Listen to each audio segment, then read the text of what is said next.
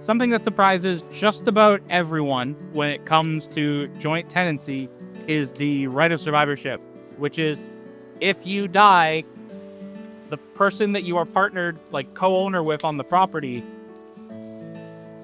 gets your share. You don't get to put it in your will at all. That surprises almost everyone when they first hear it.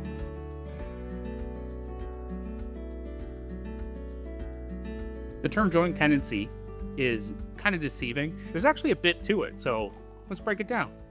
Think of it like a pizza. What it is you don't own the left side of the pizza or the right side of the pizza. What it is both of you own 100% of the pizza.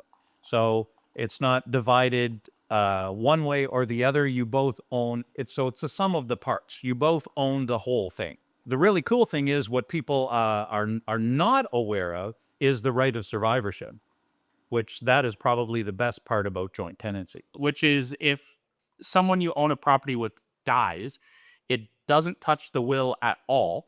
It actually goes right to your partner, essentially. So if, for instance, Dad and I own this place, which we do not, I own this place, he were to die, I get it. I get it probably anyway, because I'm his kid. But we have 3 kids, so you'd only get a third of it. right. So basically, no will. If you own the property with someone else, it's just yours. In joint tenancy, that's exactly it. So the right of survivorship, it doesn't go through probate.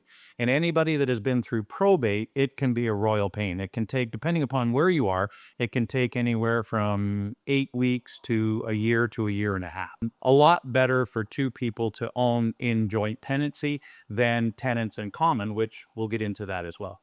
What's the big appeal? And simple thing, it lets you own a house, potentially, right? You've got someone you're moving in with.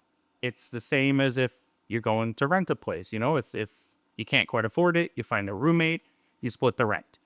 Same thing with the mortgage and with purchasing property. You just go together on your down payment, you go together on your application and that sort of thing. And ultimately, at the end, you're both 100% owners of the property that you're moving into. And joint tenancy works very well when you're both bringing the same amount to the table. So if one person has $50,000 and the other has $50,000 and you're joint in that, then that is the best situation for joint tenancy. Tenants in common, which we'll get into, is more along the lines of if one person and the other person are unequally yoked or one person has more money than the other. Want a piece of pizza? No. If you're in a situation where you have multiple roommates, try buying a house with them, assuming that they, pay their rent and everything on time and you're okay with living with them. But you're basically getting into the same situation. You are, instead of renting the place that you're in, you are going into and owning a place together. And if it's a group of people or just one other person that you're going to be owning the property with, then it's not a huge issue. I've been telling people for years that they need to go and they need to start finding their friends and, trustworthy people to start purchasing homes with, because with the price of homes and the prices of rent, it's a lot harder to get into it alone. So find your buddies, find other tenants in common, and become joint tenants on a place. Brothers, sisters, you could do it with pretty much anybody. I would. You could. Well, you may never, but there are people with different family functions than what you have, maybe, that would take and come together with their other siblings. And, maybe mom and dad will help out. If there's 3 kids and they've got some, they can build in some equity in the property, maybe mom and dad can help. There's lots of different ways for you to have an opportunity to get into home ownership.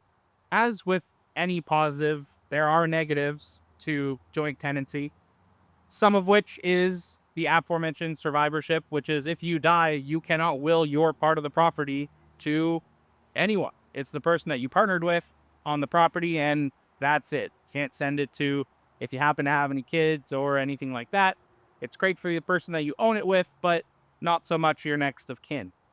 Another problem that might arise is you might end up, having issues with the person you're with. Now you're both in a house that you don't want to be in, and then that just becomes a whole extra mess, and separations are never fun for anyone. So while there are the two rather sizable negatives, I think that the fact you get to own a house is overwhelmingly positive, in my opinion. The other type is tenants in common. So how that works is I'm going to show you here by cutting trees.